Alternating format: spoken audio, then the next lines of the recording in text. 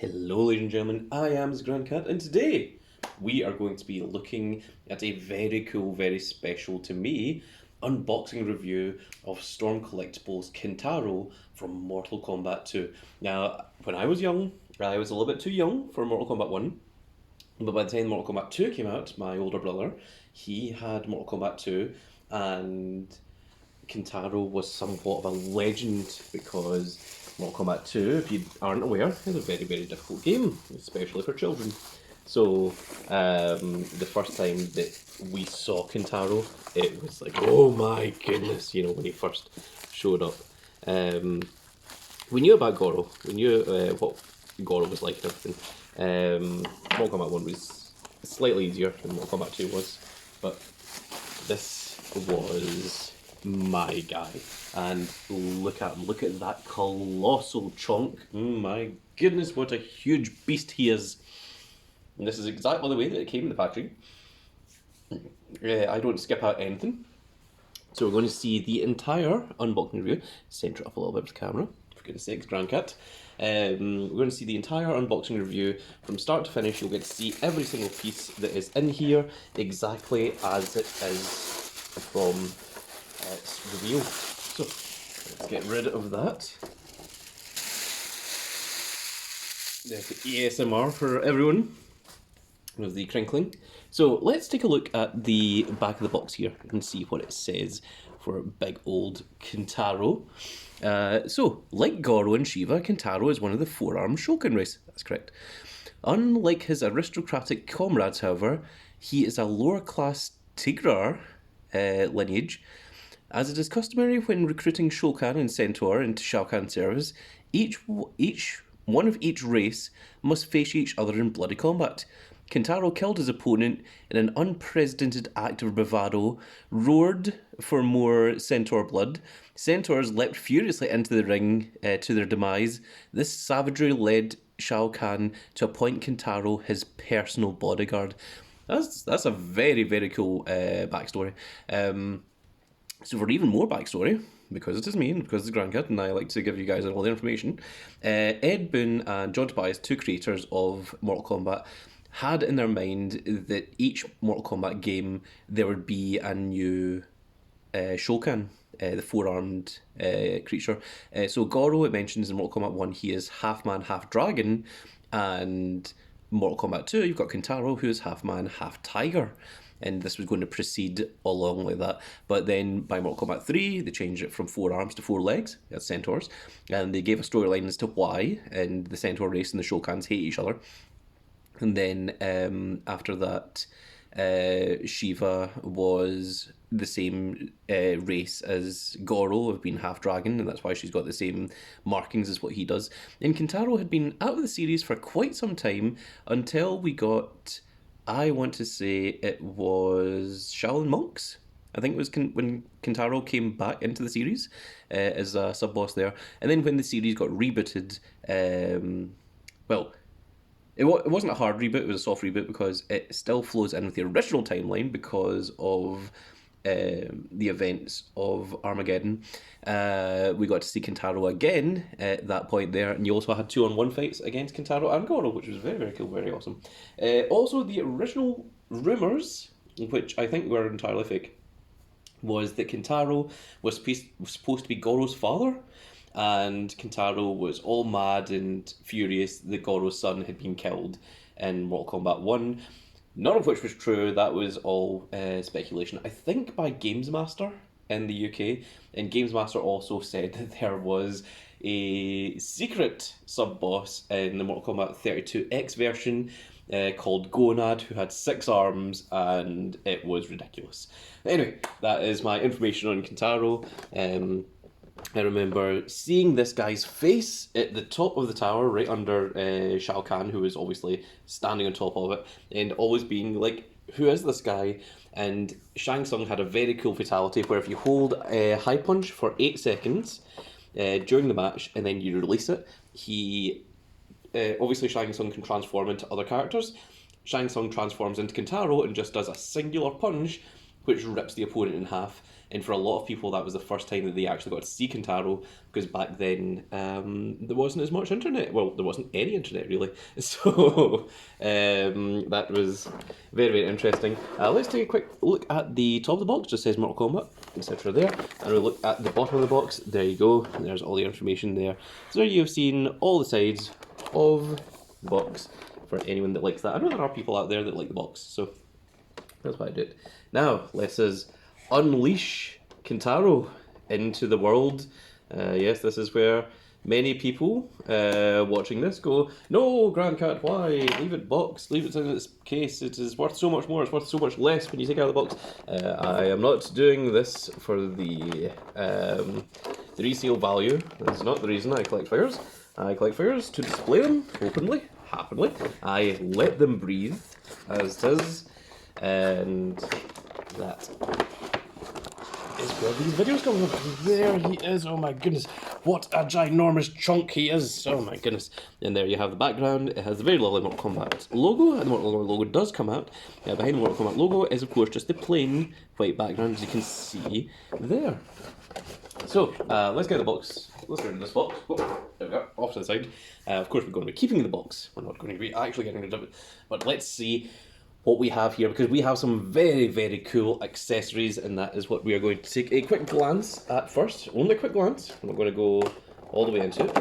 Oh my goodness. Yeah, okay. So the head and the hands are not situated properly.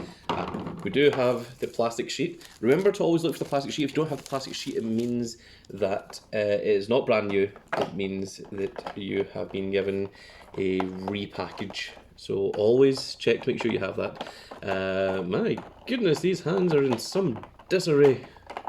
Well, I mean, they're going to be coming out of the box anyway, so let's worry about that later. We're not looking at Kintaro just yet. We're going to be looking at the accessories. So let's move this off to the side, along with this top part here, and let us see our accessories.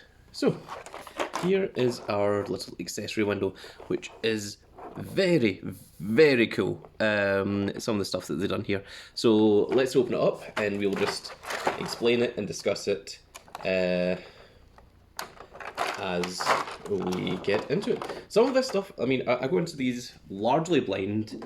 I'm aware of what to expect, but I go into these largely blind. So there's a few things that I am not sure exactly what they are. So this here is Kintaro's Fireball, which I believe was forward high punch when he got to play as him in Mortal Kombat Trilogy. He spits the fireball rather than Goro, who punches his energy ball, his energy fist like this. Kintaro spits it. So it's a very cool looking fireball. You can see that it's got the array of both yellow and red going through it. It's translucent as well. Well, the yellow part is translucent, the red part is less translucent, but very, very cool fireball effect. It does have a little hole here at the bottom. I hope you guys can see that there, and that is going to connect onto our little bit there so that the fireball can be displayed. So this is our little bit for the fireball. It's just a little plastic thing. These little plastic bits at the back here will all connect onto this to allow you to show off your fireball. Right, so this part here is very, very cool. So what we have here is the head, and I think this is the head. Let me just focus on that. I think this is the head of Sub-Zero. If it's not Sub-Zero, then it's definitely Kung Lao, because you can definitely tell by that hair. Of course the eyes are closed, but the idea is that the head is split in half because Kintaro essentially like rips the person's head in half, wah, you know, like clean half, just to show off his pure brutal strength. So it's a very, very cool accessory, very cool for, you can see the bottom of it there where the head's been ripped off the body. Of course, Kintaro in Mortal Kombat 2 didn't have any fatalities, but I think he did get fatalities in Mortal Kombat 9. Or was it 8? No, it was 9. It was definitely Mortal Kombat 9. That was me second guessing myself there. Or was it 10? Now I'm not sure. The Mortal Kombat timeline of computer games is a very, very strange thing. So, yeah, this is a very cool accessory. I'm not sure what I'm going to do with it, but I'm going to put it over here for the time being. Let's take a look at these parts here.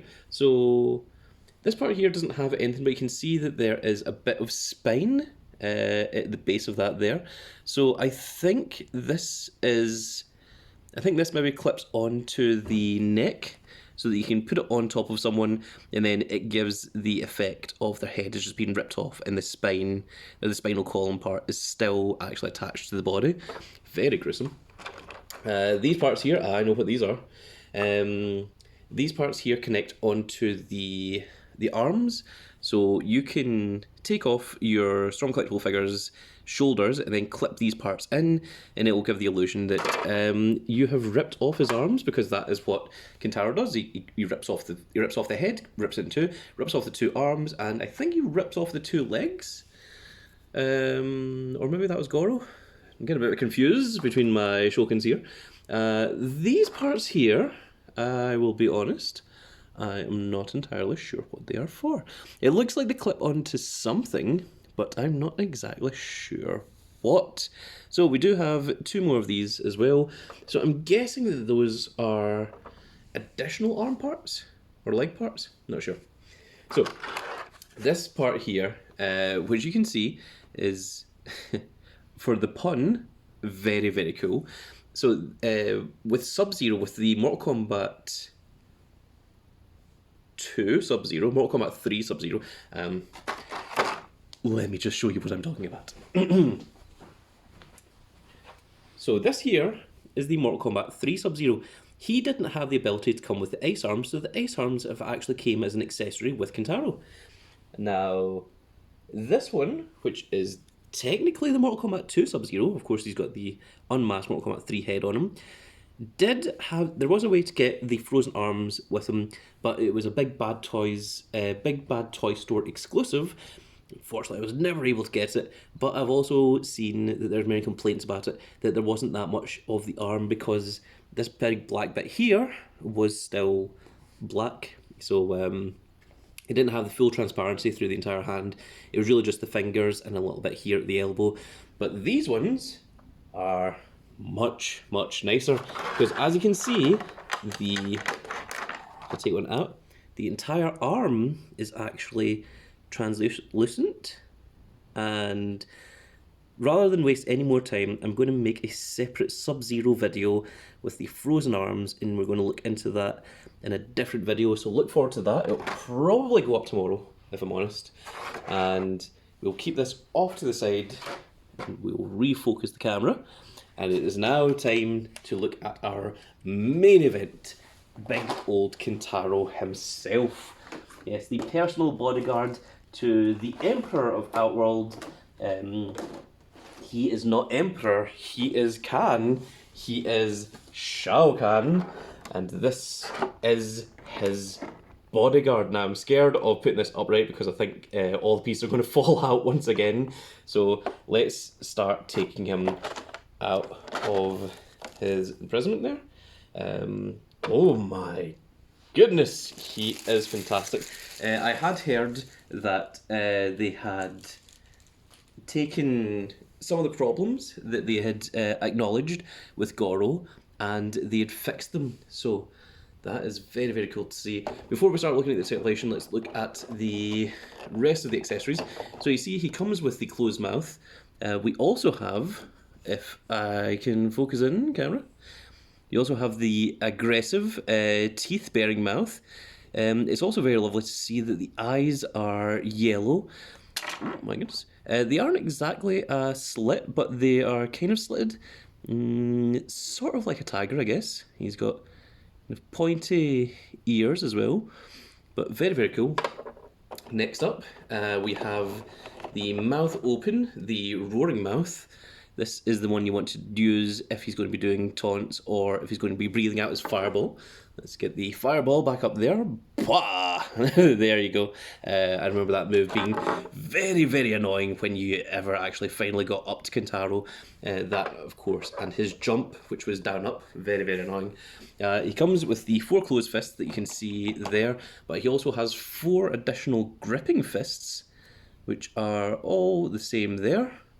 And he also has 4 additional open hands as well.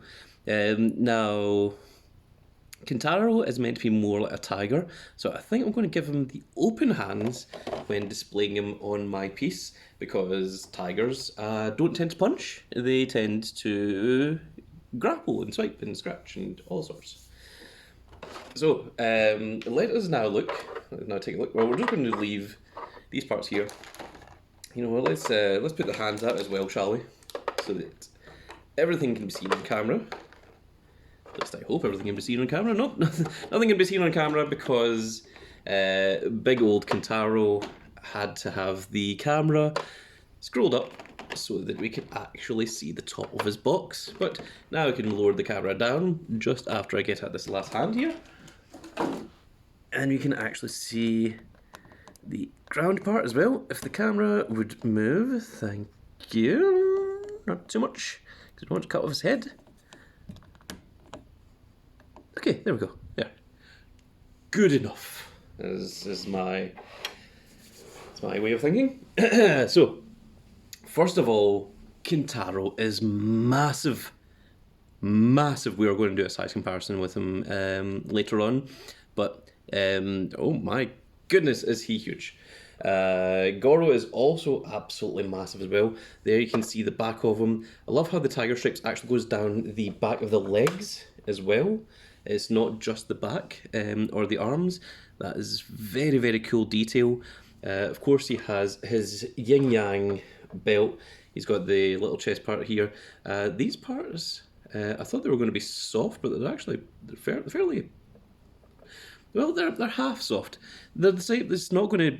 I don't think they're going to snap. They're not brick hard, but they are solid enough and not very soft or rubbery. So very cool. This is all soft rubber, as is the upper chest, torso. The lower body is solid. The legs are now solid. In Goro, these legs are actually soft rubber.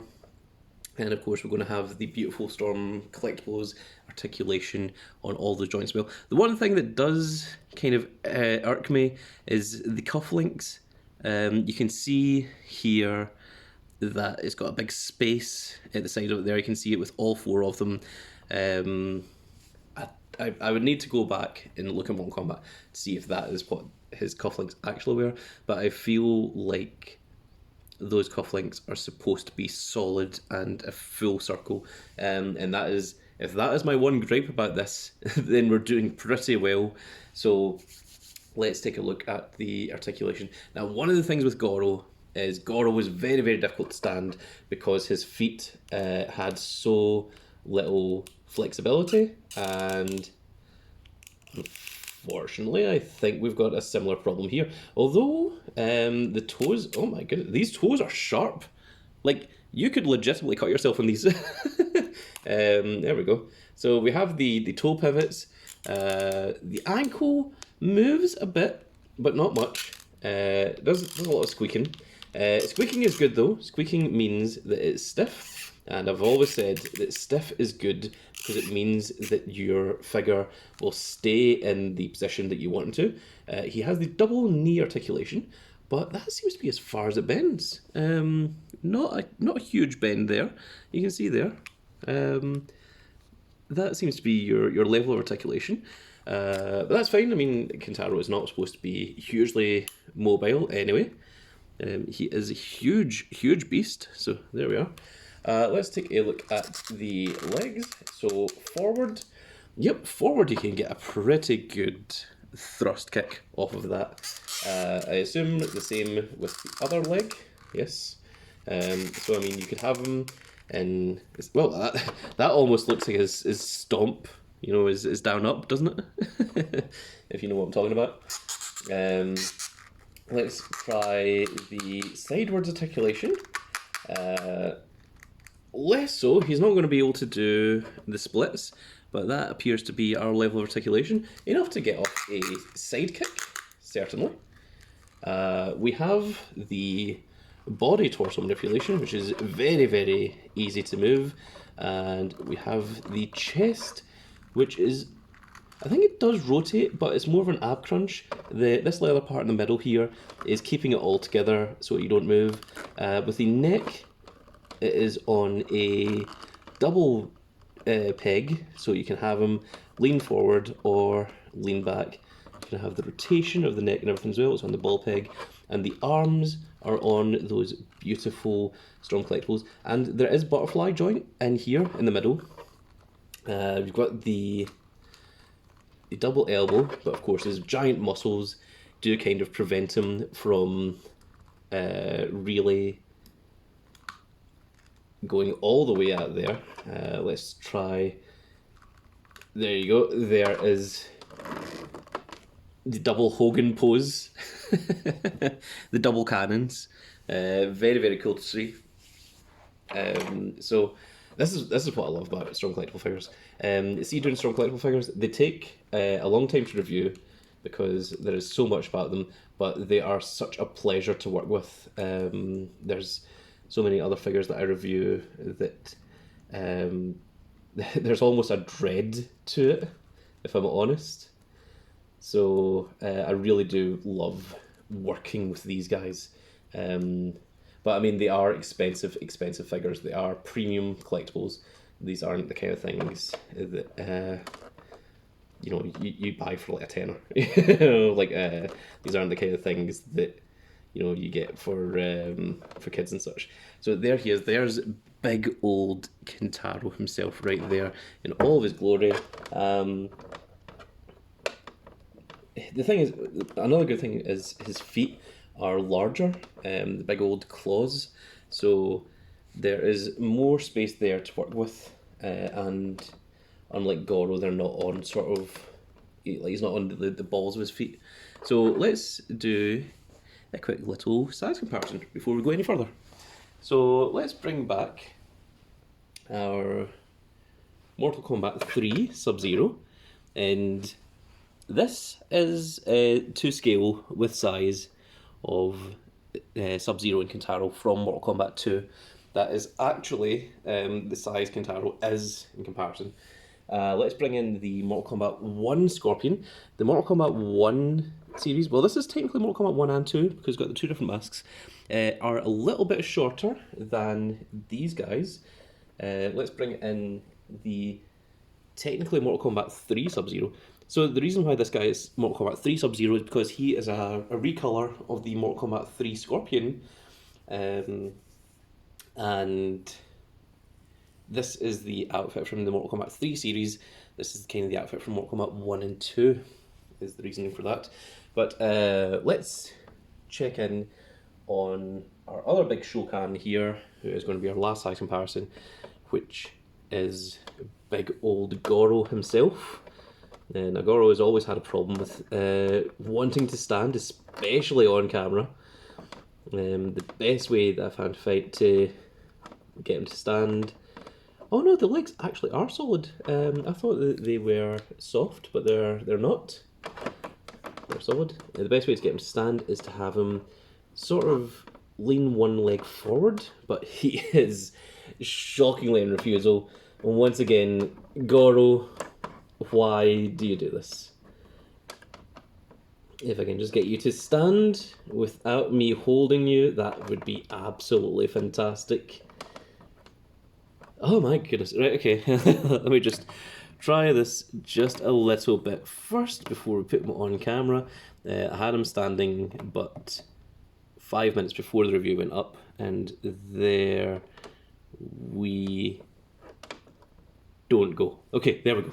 That is the closest we can get. So as you can see, Goro and Kintaro, I think, are exactly the same size. Goro's ponytail makes him just stand a little bit taller. You can see that you can actually see that the hands, the legs and things, they actually are a completely different sculpt. I expected a lot of this to be reused for Kintaro, that they would just take the parts of Goro, recolour them, swap them over, make it into a new figure. But they haven't. They've actually made Kintaro almost entirely unique and different from the way that Goro is. That's very cool to see. Even the upper thighs, completely different. You can see that this is like more... Well, it's less defined, and actually it's more toned on Kintaro. You can see that they've put the vein in the legs and such. You can see that Kintaro's hands, his fists, are actually larger than what Goro's are. The shoulders and the chest looks a lot better.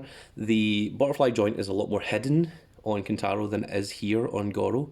And you can see that this is one of the things, that the midsection here for Goro always looked a bit too long, but with Kintaro they've managed to fix that and make him more, like, make it more kind of stubby, I guess, rather than elongated, which is really the way that these big muscle-bound brutes are supposed to be. So very, very cool to see that indeed. Yeah. There's more going on here than what I expected, if I'm completely honest.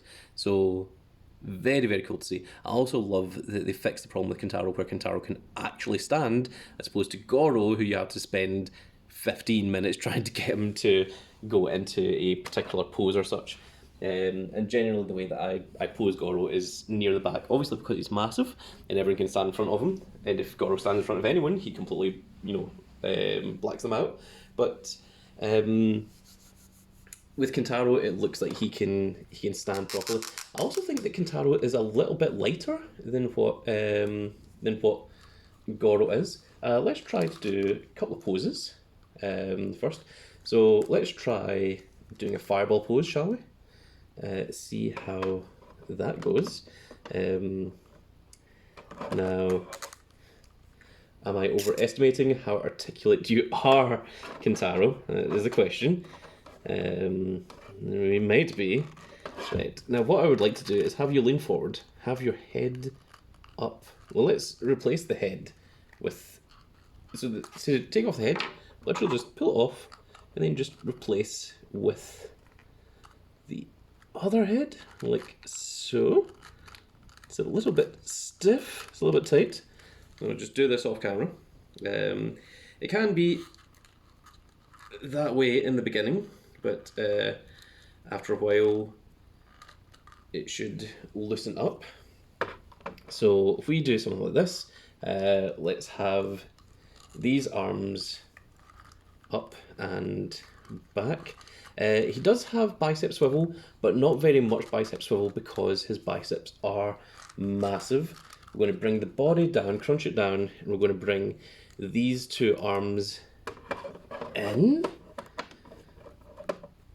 Well, if you can imagine it sort of like that. Something like that would be what the fireball would look like. Yeah. Except I would like to get the arms back a little bit more. But unfortunately I can't. I mean, we can get the arms back that way, but we can't rotate the arms out because of these giant biceps here that kind of prevent the bicep swivel. So, okay. One of the other favourite things that I loved about Kintaro was when he did his uppercuts. With Goro, whenever he did an uppercut, he just did it with his back fist. But when Kintaro did an uppercut, he did it with both arms, which was very, very cool. And Kintaro would knock people into the stratosphere with that uppercut. So let's see if we can replicate what the uppercut would look like. Again, the legs and the feet are a huge problem because this is a massive figure. So you do kind of have to do some workarounds to make this work. Obviously with other strong collectibles, there we go. There, that is a wonderful double uppercut. Let me see if I can just get these arms closer together. If we can maybe do something like that. There. That looks pretty cool. Also, when Kintaro did his uppercut, that was one of the few times that you actually got to see the full, like, back of the tiger on the back of him. Because a lot of the time he'd either be facing forwards or he would roar at the screen.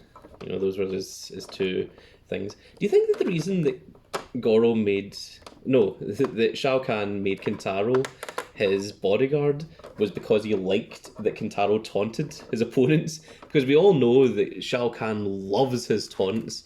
It's one of his signature features. I just think that would be hilarious if the reason was, you know, because Kintaro would keep going roar and that kind of thing.